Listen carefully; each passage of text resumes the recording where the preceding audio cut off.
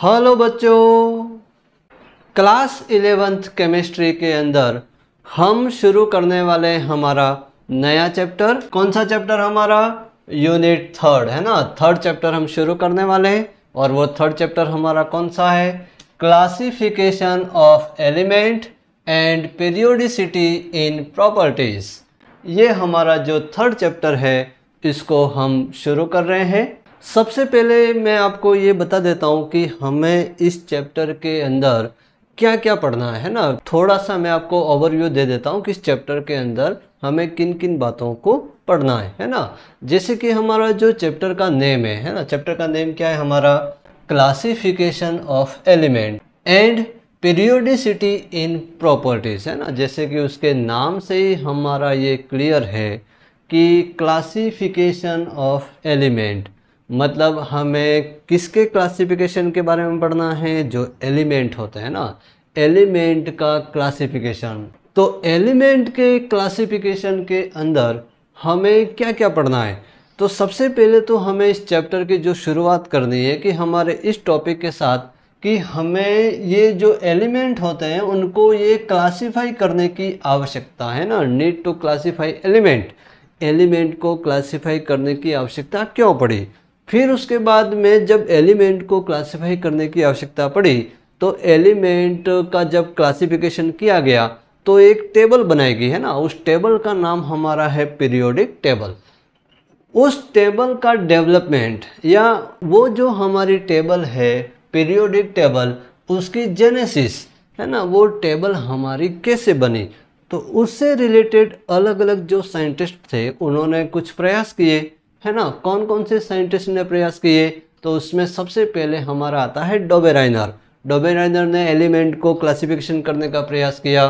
फिर उसके बाद हमारा आता है न्यूलैंड्स है ना। न्यूलैंड्स के बाद हमारा आता है मेंडलीव और मेंडलीव के बाद में लास्ट में हमारा आता है हेनरी मोजले, जिन्होंने हमारा मॉडर्न पीरियोडिक टेबल जो दी थी।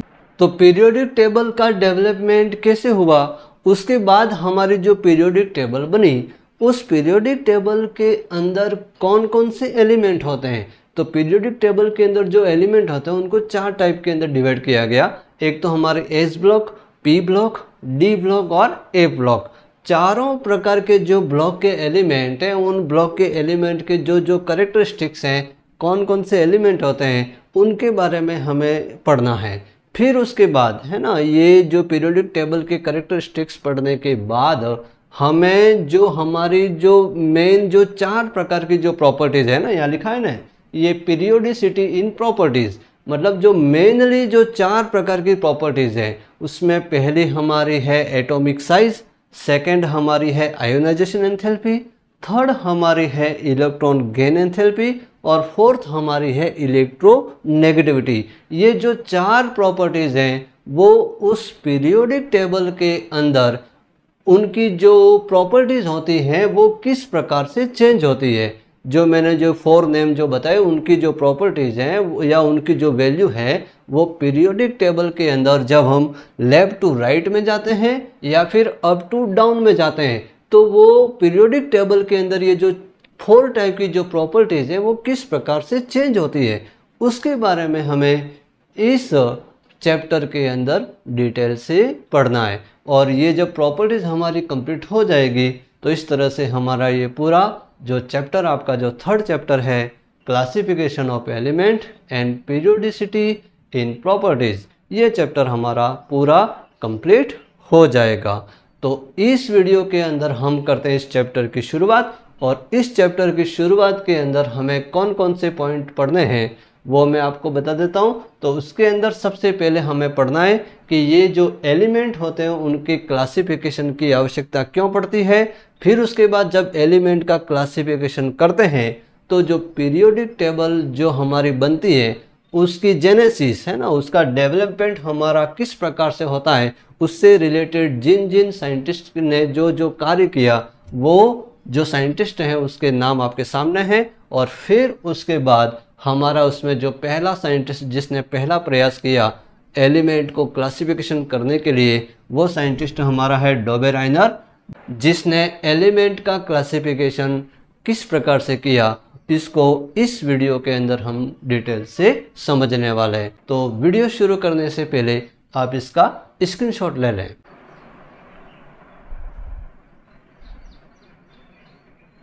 यस, चैप्टर शुरू करते हैं। हमारा कौन सा chapter? Classification of element and periodicity in properties. Okay, chapter शुरू करने से पहले हम शुरुआत करते हैं उस एक क्वेश्चन के द्वारा, और वो क्वेश्चन हमारा कौन सा है? तो why do we need to classify elements. तो क्वेश्चन हमारा क्या है कि जो हमारे एलिमेंट्स जो होते हैं उन एलिमेंट्स को क्लासिफाई, है ना, उनका हमें क्लासिफिकेशन करना पड़ता है। तो क्लासिफिकेशन करने की आवश्यकता, नीड, है ना, उसकी आवश्यकता हमें क्यों पड़ती है? एलिमेंट को हमें क्लासिफाई क्यों करना पड़ता है? ये क्वेश्चन आपको पूछा गया है। तो उसका जवाब क्या है कि हमें एलिमेंट को क्यों क्लासिफाई करना पड़ता है? तो ध्यान से समझना कि हमारे बहुत सारे जो एलिमेंट होते हैं, है ना, एलिमेंट कितने सारे? बहुत सारे, लार्ज नंबर ऑफ एलिमेंट, है ना।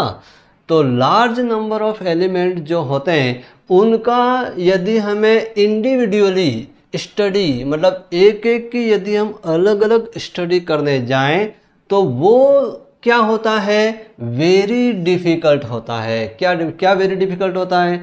तो हमारे बहुत सारे जो एलिमेंट्स होते हैं, लार्ज नंबर मतलब बहुत सारे जो एलिमेंट हैं, उनका यदि एक एक हम इंडिविजुअली यदि हम स्टडी करने जाएंगे तो फिर वो क्या होता है? Very difficult.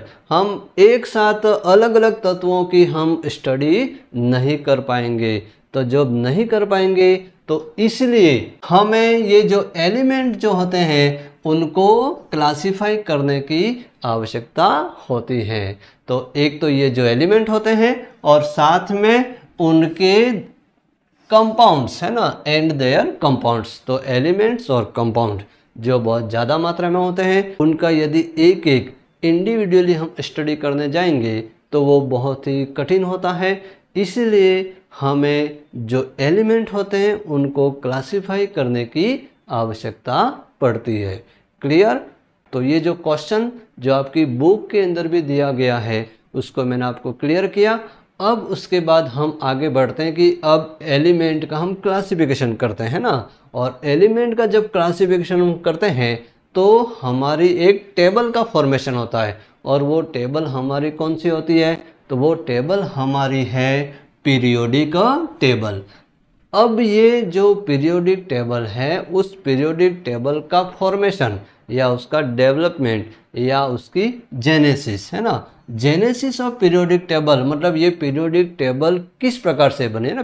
तो ये पीरियोडिक टेबल की जेनेसिस, पीरियोडिक टेबल का डेवलपमेंट कैसे हुआ, है ना। डायरेक्ट तो टेबल बनी नहीं, कुछ साइंटिस्ट ने कुछ पहले कुछ प्रयास किए, फिर उसके बाद उन्होंने ये बताया, फिर वो बताया, फिर वो बताया, फिर तब जाके लास्ट में वो टेबल बनती है। डायरेक्ट कोई टेबल का डेवलपमेंट होता नहीं है।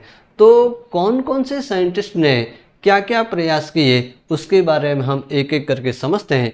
तो हमारे जो 4 साइंटिस्ट हैं उन्होंने प्रयास किया एलिमेंट को क्लासिफिकेशन करने का, जिसमें हमारा पहला साइंटिस्ट है डोबेराइनर, दूसरा साइंटिस्ट हमारा है न्यूलैंड्स, तीसरा साइंटिस्ट हमारा है मेंडलीव, और चौथा हमारा 4th वाला साइंटिस्ट है वो हेनरी मोजले, है ना। इसका नाम मैंने यहाँ लिखा नहीं है क्योंकि उन्होंने ये टेबल बनाई थी, मॉडर्न पीरियोडिक टेबल। तो पहले वाले साइंटिस्ट ने जो एलिमेंट को क्लासीफाई किया तो उन्होंने एक रूल दिया, तो इसलिए उसका नाम क्या हो गया? डाबेराइनर ट्राइएड्स रूल, है ना, डाबेराइनर ट्राइएड्स रूल। उसके बाद न्यूलैंड ने जो बात बताई उसको हम क्या कहते हैं? Newlands Octave rule. ओके, फिर उसके बाद मेंडलीव ने जो बात बताई तो उसको हम क्या कहते हैं? मेंडलीव पीरियोडिक टेबल, है ना। मेंडलीव ने भी पीरियोडिक टेबल बनाई थी तो उन्होंने एक रूल्स दिया था, तो उसका नाम हो जाएगा मेंडलीव पीरियोडिक रूल, है ना। और जो टेबल बनाए उसका नाम हो जाएगा मेंडलीव पीरियोडिक टेबल। और लास्ट में हेनरी मोजले जिन्होंने जो रूल दिया उस नाम हो जाएगा मॉडर्न पीरियोडिक रूल, और उन्होंने उस आधार पे जो टेबल बनाई उसका नाम हो जाएगा मॉडर्न पीरियोडिक टेबल। तो ये जो 4 जो साइंटिस्ट थे उन्होंने प्रयास किए और लास्ट में प्रयास करने के बाद में जो पीरियोडिक टेबल जो बनी उसको हम आगे डिटेल से पढ़ने वाले हैं। तो सबसे पहले हम यहाँ पर बात करते हैं हमारा जो पहला साइंटिस्ट कौन सा, डॉबेराइनर। डॉबेराइनर ने एलिमेंट का क्लासिफिकेशन किस प्रकार से किया उसको हम समझते हैं ना। उसको शुरू करते हैं अपन, ध्यान से देखना इधर। तो डॉबेराइनर ट्रायड रूल है ना। तो डॉबेराइनर ने जो रूल दिया उस रूल का नाम डॉबेराइनर ट्रायड रूल। अब इस रूल के अंदर उन्होंने क्या किया और क्या बताया उसको शुरू करते हैं अपन। तो ही मेड ग्रुप है ना, ही मेड ग्रुप, उन्होंने एक ग्रुप बनाया। किसका ग्रुप बनाया, तो ऑफ 3 एलिमेंट्स है ना, 3 एलिमेंट ना, 3 एलिमेंट का एक ग्रुप बनाया। और उस ग्रुप के अंदर क्या होता है, तो हैविंग सिमिलर केमिकल प्रॉपर्टीज, मतलब जो 3 एलिमेंट, जो 3 एलिमेंट का जो ग्रुप बनाया उनकी जो प्रॉपर्टीज क्या थी, सिमिलर थी है ना। आपस में सिमिलर प्रॉपर्टीज वाले एलिमेंट का क्या बनाया, ग्रुप बनाया। तो जो 3 एलिमेंट का जो ग्रुप बनाया उस ग्रुप को क्या कहते हैं, इज कॉल्ड ट्राइएड्स है ना। उसको हम क्या कहते हैं, ट्राइएड्स कहते हैं। डॉबेराइनर ने इसका क्या नाम दिया, ट्राइएड्स। तो ट्राइएड्स क्या होते हैं, तो डॉबेराइनर के द्वारा दिए गए 3 एलिमेंट का एक ग्रुप जिसकी प्रॉपर्टीज क्या होती है, सिमिलर होती हैं। तो ऐसे 3 जो एलिमेंट के जो ग्रुप थे उसको डॉबेराइनर ने क्या नाम दिया, ट्राइएड्स। ओके, तो ट्राइएड्स क्या होते हैं, क्लियर हो गया। अब उसके बाद आगे उन्होंने क्या बताया उसको समझते हैं है ना। तो इन डॉबेराइनर ट्राइएड्स है ना, जो डॉबेराइनर ने ये जो ट्राइएड्स दिए उसके अंदर क्या होता है ना, तो atomic weight of middle element, मतलब जो बीच वाले एलिमेंट जो होता है उसका एटॉमिक वेट होता है वो is nearly equal to the average atomic weight of first and third element है ना।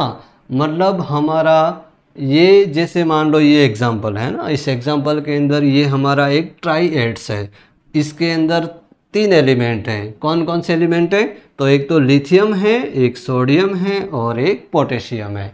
ओके, अब ये जो ट्राइएड्स जो है उसके अंदर हमारा atomic weight of middle element, मतलब जो बीच वाला एलिमेंट कौन सा है हमारा, सोडियम।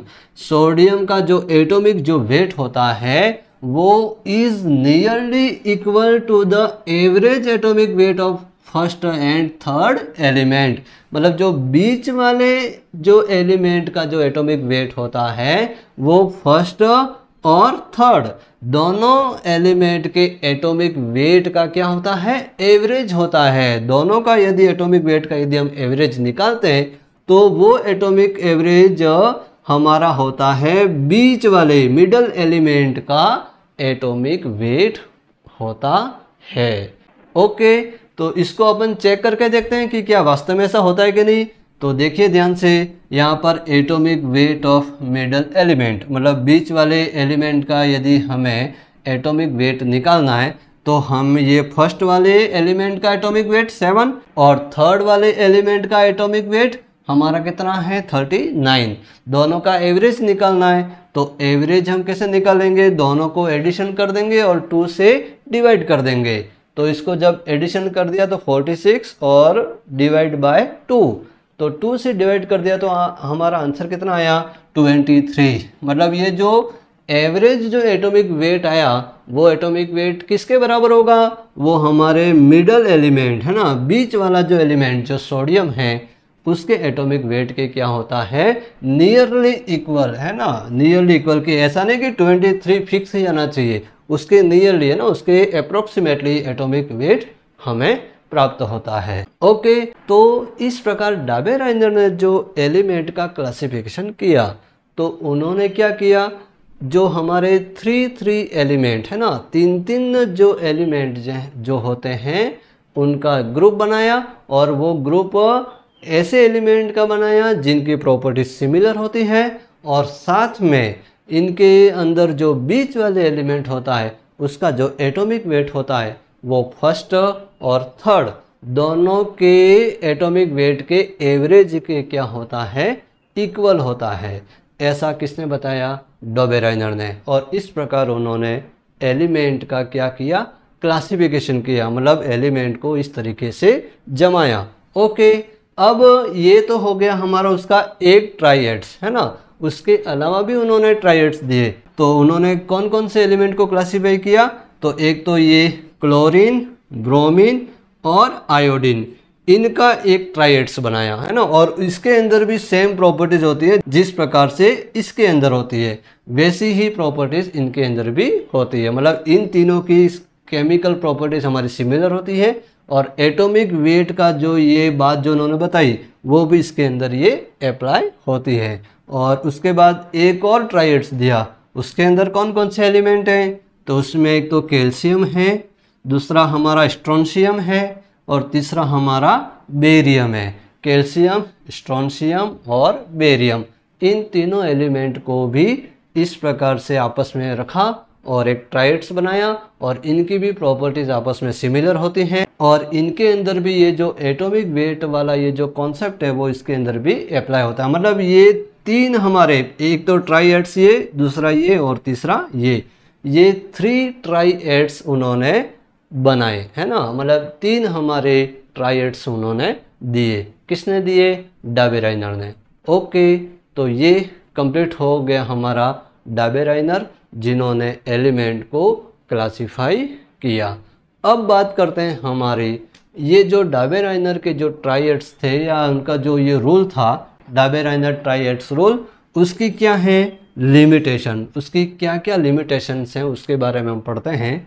तो पहली लिमिटेशन इसकी है कि all the non element could not be arranged as triad।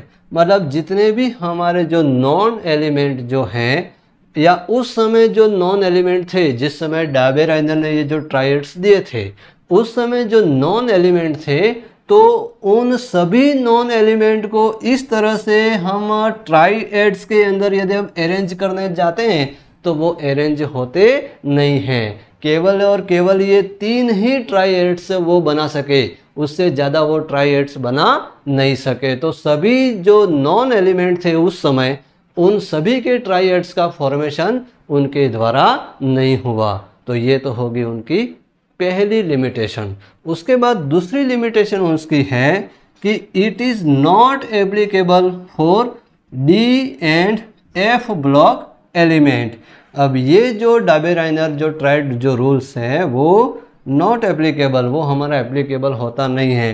किसके लिए, डी और एफ ब्लॉक एलिमेंट। तो ये डी और एफ ब्लॉक एलिमेंट कहाँ होते हैं, ये होते हैं हमारे पीरियोडिक टेबल के अंदर। पीरियोडिक टेबल के अंदर जो डी ब्लॉक और एफ ब्लॉक के एलिमेंट होते हैं, उसके अंदर ये जो ट्राइएड्स वाला जो कॉन्सेप्ट है वो एप्लीकेबल होता नहीं है। ओके, तो ये हो गई डोबेराइनर के ट्राइएड्स रूल की लिमिटेशन। ओके, तो इस तरीके से इस वीडियो के अंदर हमने जो हमारा थर्ड चैप्टर जिसकी हमने शुरुआत की, और शुरुआत करने के साथ साथ में उसके अंदर हमने एक रूल्स, है ना, कौन सा रूल्स, डोबेराइनर ट्राइएड्स रूल, जिसको हमने डिटेल से समझा। और इस रूल्स के बाद हम नेक्स्ट वीडियो के अंदर हम समझने वाले हमारा कौन सा साइंटिस्ट है ना, न्यूलैंड्स। तो न्यूलैंड्स ने एलिमेंट को किस प्रकार से क्लासिफाई किया, उसको हम नेक्स्ट वीडियो के अंदर हम पढ़ने वाले हैं।